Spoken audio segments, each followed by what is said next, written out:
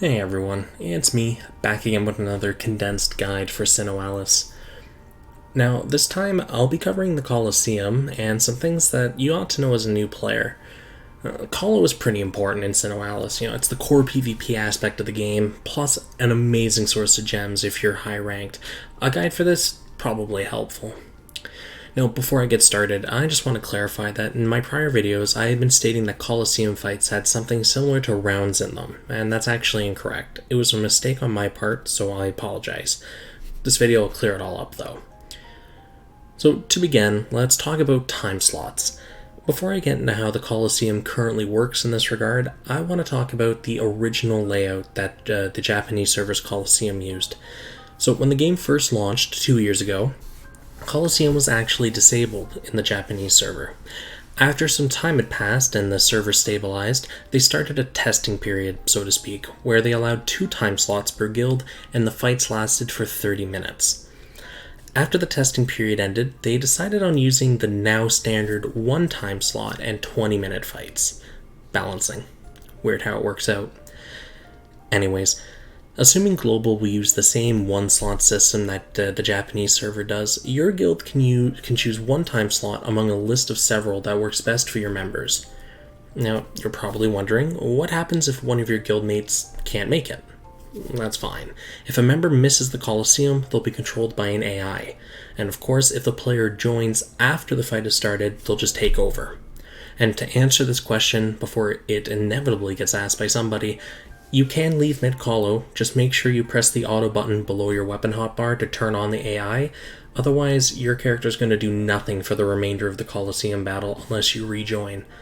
It should be noted the AI automatically turns itself on if your app closes or you disconnect, so don't worry about rushing to get back in. Only manually leaving requires you to turn on the auto combat yourself. Now, Colosseum itself, as you may or may not be aware, is 15 vs 15, player vs player, guild vs guild, real-time combat. It's a real slapfest from the get-go. There's no turn-based shenanigans to be had in this. It's just, you just right down to it.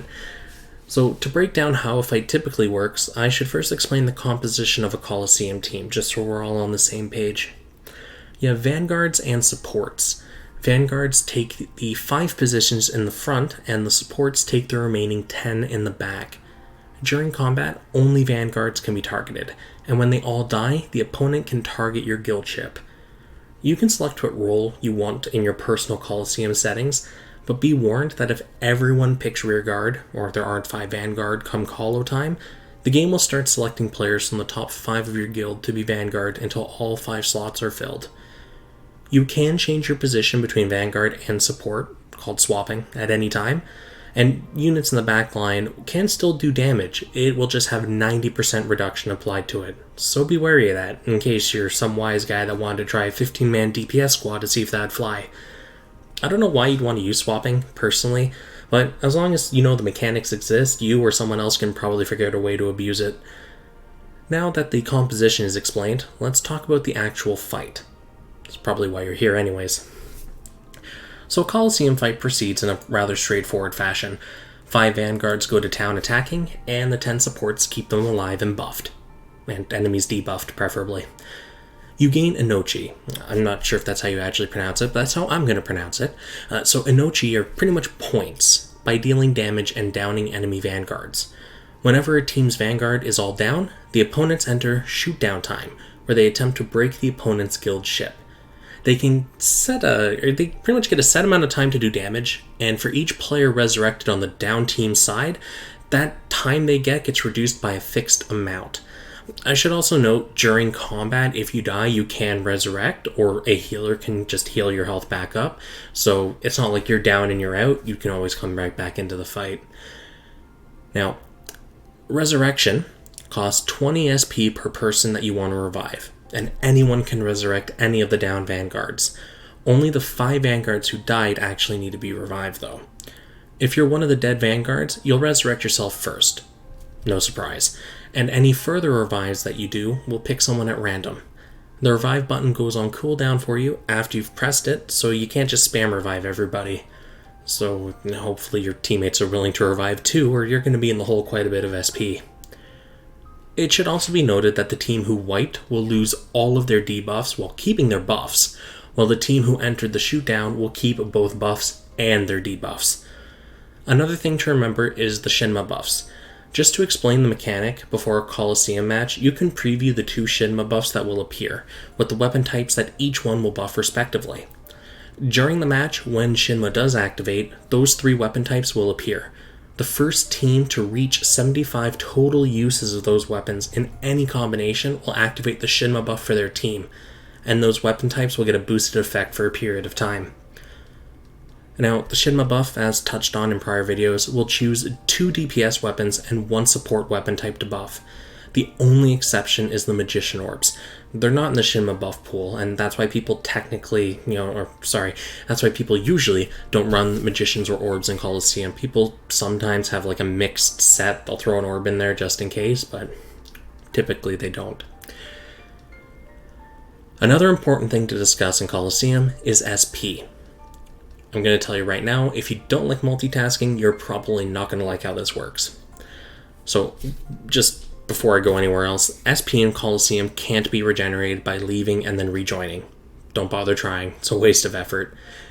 During Colosseum, SP does not recover over time, so management of it, pretty important. The only exceptions are weapon skills and nightmare abilities related to SP. So I guess SP doesn't recover naturally would probably be the more correct way of saying it. There's a dedicated button next to your SP bar during the Colosseum that'll start a minigame similar to the cleaning that you use to fill your rank experience. Kill mooks, get SP back. Once you either fill your SP or manually exit, you'll be brought out and the SP regeneration button will be put on cooldown for a short while. Now, I actually have a short video showing what this looks like during a match of Colosseum, so let me just play that real quick for you. Alright, so you can see the SP button to the right of the SP bar there, and this player is quite quick in hopping between combat and regenerating SP, and if you notice, the button to enter the SP regeneration game goes on cooldown once he exits. So, yeah. During combat, you'll find yourself juggling between using skills and regenerating your SP, so make sure you do keep on top of it. Also, if your team is in the revival waiting area, you can play that minigame there as well. Efficiency is key. Now, don't expect to be great at Colosseum or SP management for your first handful of Colosseum fights. Learning how your numbers work and when the ideal time it is for you to regen is something you'll probably need to take some time on. Even learning Shinma will probably take a while, so no pressure. Anyways, now that we've covered the fights, let's talk about the other stuff, the not so important content. So your guild's Colo screen can be accessed at any time by pressing the Colosseum button on your home screen, and it contains some handy information. This includes the reward list for Colosseum, which is the button on the right. I'll actually bring it up real quick. You can see the 2 buttons there at the top. The one on the right brings up the ranking rewards. So you can view the rewards for your rank, you can view the rewards for other ranks, and in case you want to see what's there as you climb the ladder. Also, speaking about rewards, guild rank rewards will get distributed based on your Colosseum rank about 5 minutes after a Colosseum match ends, while personal rewards get distributed about a minute after your match ends. So, it's not instant. Now, how the Colosseum and guild ranks work. Colosseum rank is determined by your wins and losses in Colosseum. To be more specific, once you reach 5 wins or 5 losses, the bracket you're in resets and you go back to 0 wins and 0 losses. However, your overall wins and losses will still be tracked and displayed on your guild screen, so don't worry. If the bracket resets due to 5 losses, you're going to be demoted if possible. Of course, that means if your bracket resets due to 5 wins, you'll be promoted if possible. I say if possible because you can't be promoted above rank S or demoted lower than rank D. Your guild's rank is determined by the Inochi generated during Colosseum matches. I'm not sure exactly how the math behind that works, but much like stat numbers, bigger is better. Now, your guild's Colo rank can range from D to S, but it actually has no impact on who you're going to be fighting in Colo, and is separate from your guild's rank when you're matchmaking. The game will try to match you up with a guild that's close to your guild's rank, and your Colo rank isn't actually brought into the equation at all. Try is the keyword here though. If there are limited guilds in your time slot or nobody close to your guild ranking, you're probably in for a rough fight. Anyways, with that, I think I've covered most of the basic information needed to get a good head start in the Colosseum. I'd like to extend my thanks to Kent in the SINoALICE Discord for allowing me to use that cleaning example video, and to the SINoALICE Discord for putting up with me and my relentless barrage of stupid questions to make sure I had everything for this video right. Anyways, if you have any more questions about the Colosseum that I didn't answer, feel free to leave a comment or join the Discord and ask away there. I'll end this video here, and see you in the next one.